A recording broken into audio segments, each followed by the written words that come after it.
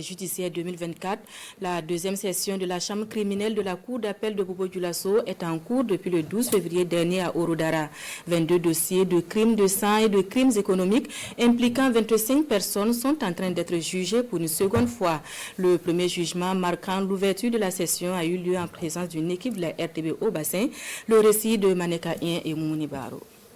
25 personnes poursuivies sont à nouveau à la barre à l'occasion de la deuxième session de la chambre criminelle de la cour d'appel de Bobo-Dioulasso pour l'année judiciaire 2024.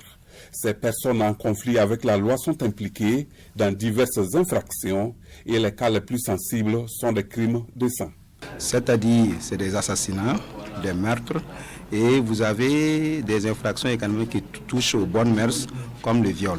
Vous avez des infractions économiques, mais vous avez également, pour la grande majorité des infractions que nous allons juger, c'est des crimes de sang.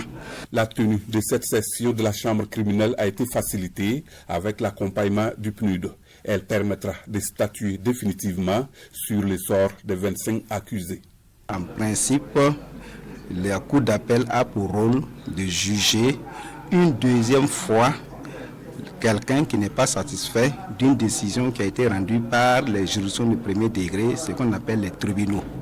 Mais il y a une spécificité pour la chambre criminelle. Au sein de la chambre criminelle, vous avez deux niveaux.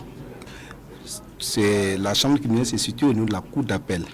Et c'est là, au sein de la même cour d'appel, qu'on juge au premier niveau et au deuxième niveau les dossiers criminels. C'est donc parti pour une dizaine de jours de séance de la cour d'appel de Bobo-Dioulasso, ici à Orodara. Et la première audience a concerné le cas d'un individu ayant commis l'assassinat d'un jeune à Morlani dans la commune de Samorgouan. L'auteur de ce crime, condamné à 10 ans de prison ferme, a sorti de 10 millions de francs CFA comme dommages et intérêts à la famille de la victime.